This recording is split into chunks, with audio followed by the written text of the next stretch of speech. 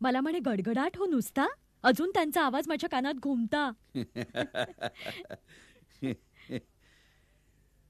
तुला सांगतो आकांक्षा, आवाज ही मला निसर्गाकडनं मिळालेली देणगी आहे. पण मग जेव्हा मी वकिलीचा पेशा पत्करायचं ठरवलं तेव्हा मग त्या आवाजावर मी चांगले संस्कार केले, मेहनत घेतली. अर्जंटली कशासाठी बोलवलत मला? बरं झालं मला ताळ्यावर आणलाच नाही तर मग व्हॉइस कल्चर, व्हॉइस मॉड्युलेशन, त्यासाठी करावे लागणारे एक्सरसाइजेस, याच्यावर कमीत कमी मी 1 तास बोललो असतो. तर मला सांग, दिलेल्या सगळ्या इन्स्ट्रक्शन्स तू अजूनही पाळतीयस ना? आता सगळं कळत नकळतपणे अंगवळणी पडलंय माझ्या. Very good.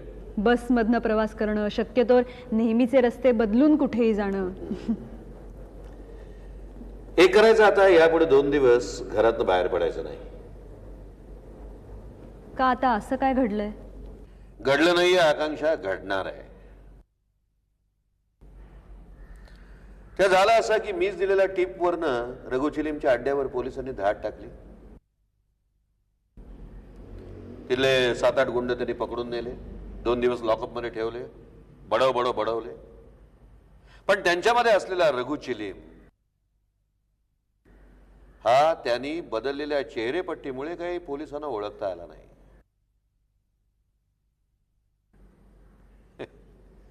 पोलिसांनी सगळ्यांना सोडून दिलं आणि आता कपाळाला हात लावून बसले.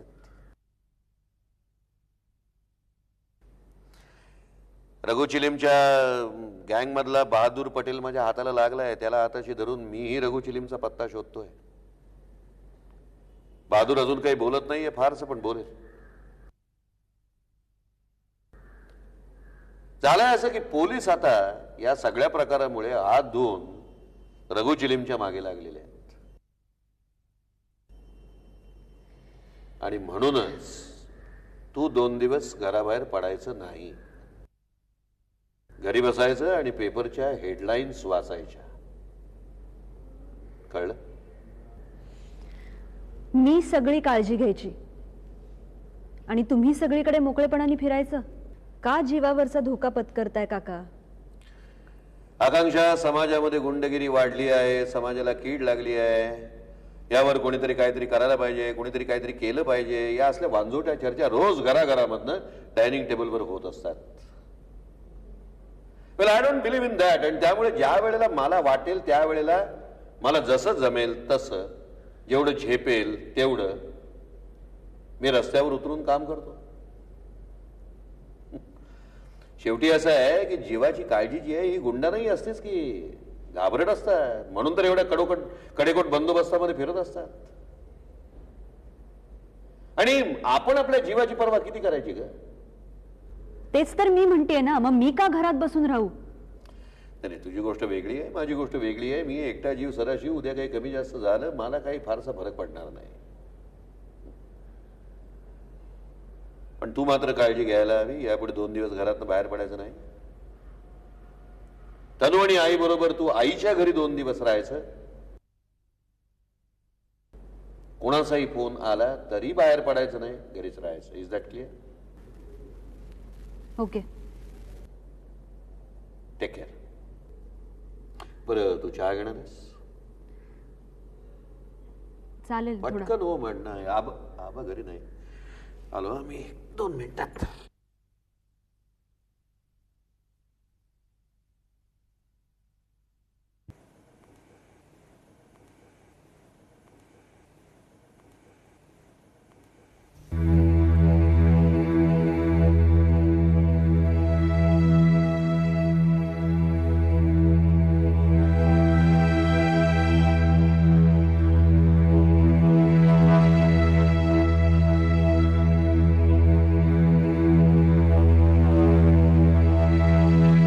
मी बोलतोय.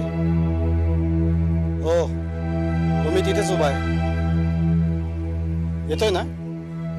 टॅक्सीनी येतोय? बरं, हो मी तिथेच आहे. टॅक्सीचा नंबर? ओके.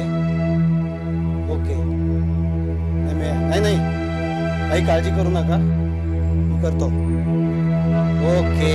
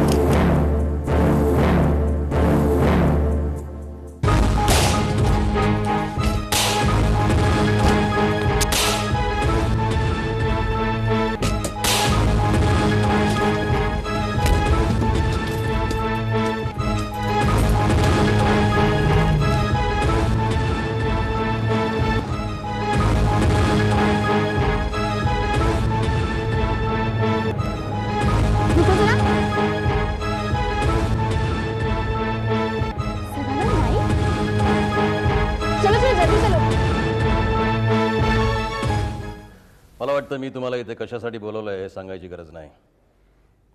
काका पवारांसारख्या निष्णात क्रिमिनल लॉयरवरती हल्ला झाल्यानं हे प्रकरण आपल्यावरतीच शेकणार आहे. Even common man is criticising law and order situation. CM साहेबांचा आज पहाटेच फोन आला होता मला. मिस्टर वागळे, या मिनिटापासून 48 तासात परिस्थिती पूर्णपणे नियंत्रणाखाली आली पाहिजे. It's an order. आणि मला कुठल्याही सबबी नको आहेत. सर. मिस्टर वागळे, रघु चिलीम ताब्यात आलाच पाहिजे. Yes sir. सर, त्याच्या केसमध्ये कुठल्याही मार्गानं, I repeat, by all means he should be nabbed. Yes sir. Thank you sir. आणखी एक महत्वाची बातमी द्यायची आहे तुम्हाला. काका पवार त्यांच्या पर्सनल कारणांसाठी रघुच्या मागावर होते. आणि माझी खात्री आहे रघुबद्दल त्यांच्याकडे बरीचशी माहिती असणार. सर, आम्ही त्यांच्याकडेच जातो. Right. He'll help you. Sir. Sir, काही final orders? Root out this problem. मग त्यात कोणाच्याही जीवाची पर्वा करू नका. Yes sir. This will be done sir. Thank you.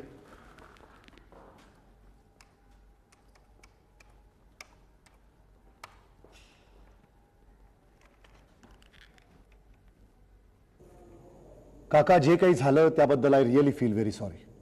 अरे नाही, इट्स ऑल राईट. गंमत बघा ना वागळे साहेब, एवढ्या 7-8 गोळ्या माझ्यावर झाडून सुद्धा मला साधं खर्चटलं सुद्धा नाही परमेश्वर कृपेनं. एनिवे, आज कसे काय आलात? सहकार्य पाहिजे रघु चिलीमला संपवण्यासाठी. हा, अर्थात डिपार्टमेंटला तुमचं सहकार्य नेहमी असतंच. वागळे, त्या रघु चिलीमच्या अड्ड्यावर जेव्हा धाड घातली होती त्यावेळेला 7-8 पोरं पकडली होती. त्याच्यामध्ये बहादूर पटेल नावाचा एक पोरगा होता. असेल नाही, होता. मला माहिती आहे. अलीकडेच मी त्या बहादूर पटेलला गाठण्याचा प्रयत्न केला. रघुचा ठाव ठिकाणा त्याच्याकडनं शोधण्याचा प्रयत्न केला. मग काही विशेष खबर? नाही, काय आहे बघा, म्हणजे माझ्या शोधण्याला, माझ्या तपासालाही काही मर्यादा आहेत. एका मर्यादेच्या पलीकडे मी कायद्याचं उल्लंघन नाही करू शकत. थोडक्यात असं की पोलीस डिपार्टमेंट जे करू शकतं ते काका पवारला नाही करता येत. मला विचाराल तर त्या बहादूर पटेलला रघुचा ठाव ठिकाणा निश्चितपणे माहिती आहे.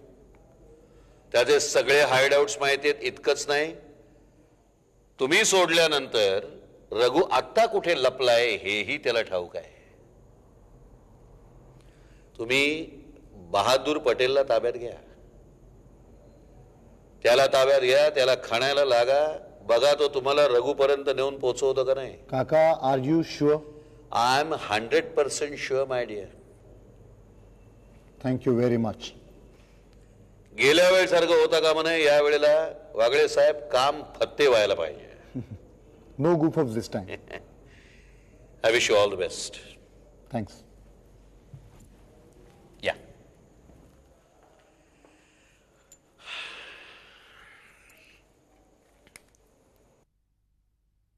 मामू, तुझं ऐकलं ना तेच. त्या कसायाच्या 2 हाफ मर्डर केलेत बोलतोय त्याच्या त्या पोपटनी. मर्डर तरी केली आहे की नाही कुणाला. बरं, मारायला माणूस सांगितला तो पण कुठला आउटलाईनचा नव्हता. एज्युकेटेड. पण काका पवार एज्युकेटेड असलं तरी. हा, मालूम आहे. म्हणून तर कामाच्या अगोदर पाकिट दिलं होतं. माशी मारायचे कोणी एवढे पैसे देत नाही. अरे, दोघं चालत. तुम्हाला सांगितलं होतं ना त्या दोघांना बरोबर घेऊन या म्हणून. चप्पा शोधला बाई. हा, पण नाही भेटला. एखादी गल्ली बघायची राहिली असेल नाही का. अरे, हायवेच्या वजन काट्यावर पाहिलं का?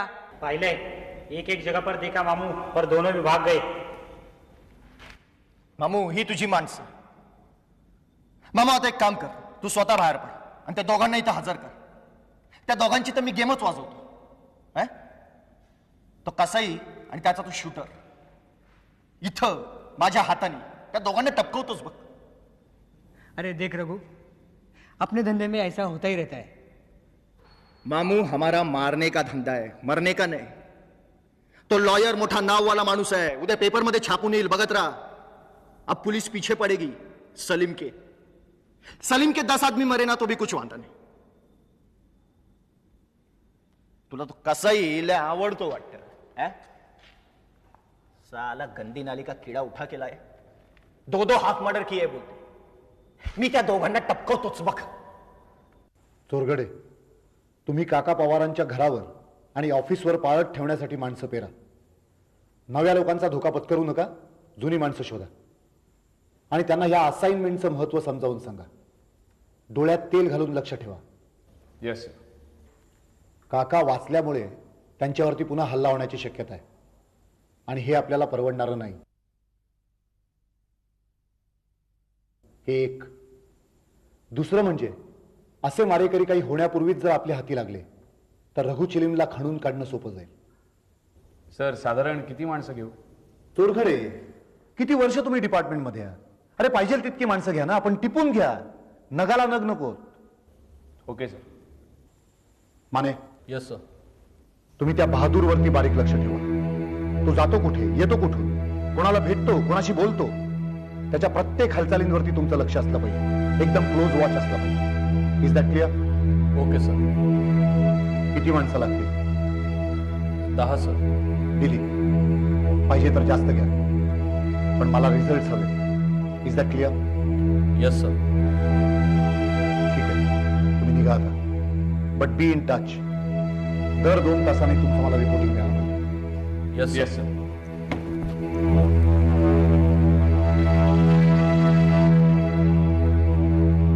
Hello, please give me commissioners office.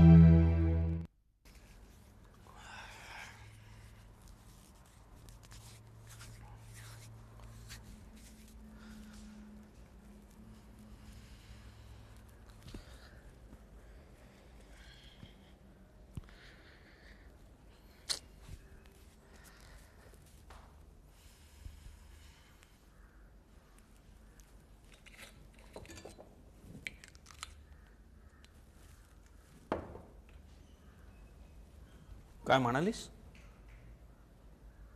नाही बुवा. मला वाटलं काय हसायला काय आलं? तू बसत का नाही आहेस? अशा येरझारा का घालतोयस? बस बस. मी जरा पान घेऊन येतो, बाहेर जाऊन येतो. कशाला? पान घ्यायला. जेवायच्या आधीच? का आणत नाही? नाही, आणतात ना, पण आज मी आणलंय तुझ्यासाठी पान. मी पान कधी खातो? माझ्यासाठी कशाला आणलंस पान? मी खातो का पान? पानासाठी तुला बाहेर जायला लागू नये ना, म्हणून आणलंय मी. बाहेर जायला लागू नये म्हणून की बाहेर पडायला मिळू नये म्हणून? शरद, अरे आता पण आजी आजोबा झालो, किती वर्ष भांडत बसायचं? हे बघ, तू माझ्या वागण्याचे काहीही अर्थ लाव, पण प्लीज आता चिडचिड करू नकोस. मी चिडचिड कुठे करतोय? शरद, तुला बाहेर कशाला जायचंय हे तुला माहितीये, तसंच मलाही. हे बघ, मी देसाईकडे जाऊन येतो जरा. बस.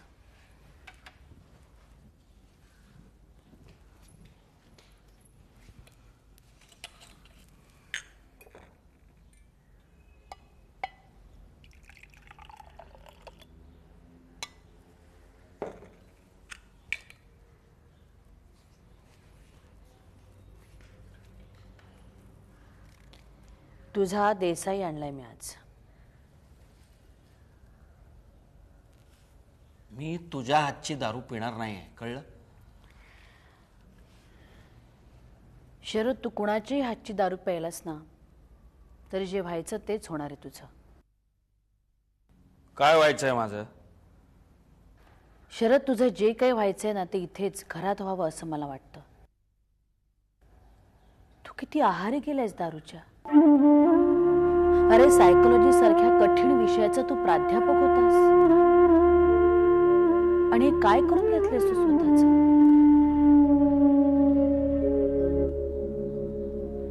गुलाम झालायस तू दारूचा. मी कुणाचाही गुलाम झालेलो नाहीये. आणि कुणी सांगितलं तुला मी दारूचा गुलाम झालोय? असं कोणी म्हणत नाही, मीही म्हणत नाही, पण तुझ्या वागण्यातून दिसतं. अक्का आउट ऑफ डेंजर असं म्हटल्यावर तू जयाला घेऊन प्यायला बसलासच ना. आपली नातवंड घरात आहे, ती आजोला सोडायला तयार नाही, त्यामुळे तुला दारू पिता आली नाही म्हणून तू अस्वस्थ झालास. हे बघ नाही तू काही बोलू नकोस. मन्नानेही तुला झापलं तरी सुद्धा तू दारू प्यायला गेलास. तुझं हित कशात आहे ना हेच तुला कळत नाहीये. ह्याचं वाईट वाटतं मला.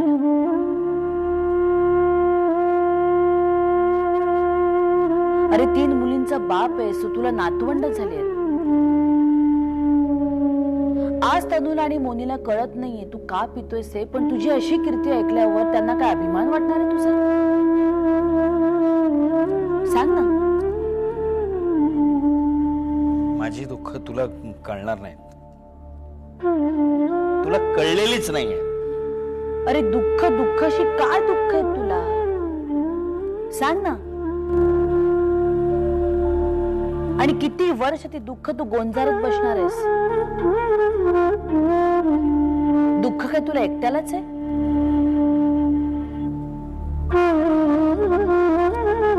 असं दिवस रात्र दारू पिऊन जर दुःख विसरता आले असते ना तर मीही तुझ्याबरोबर दारू प्यायला बसले असते. नाही तसं नाहीये, मला तसं म्हणायचं नाहीये. शरद प्लीज, माझी लाज जाईल म्हणून तू दारू पिऊ नकोस असं मी तुला नाही सांगत आहे.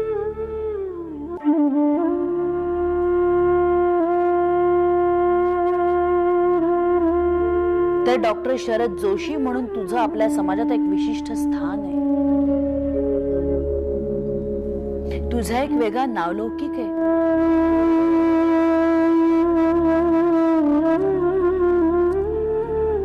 एका प्यूनचा मुलगा तुला घरी आणून सोडतो. एका प्राध्यापकाला. शरद ह्यापेक्षा अजून काय?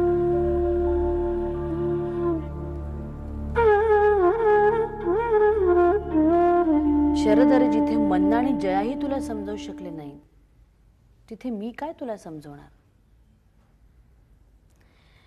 पण यापुढे घराबाहेर जोशांची बेअब्रू होणार नाही याची काळजी घ्यायची असं मी ठरवलंय. घे ना ती दारू, घे. पाणी किती घालू? नकोय मला ती दारू. आणि एवढं सगळं ऐकल्यानंतर पिण्याची इच्छाच मेले माझी.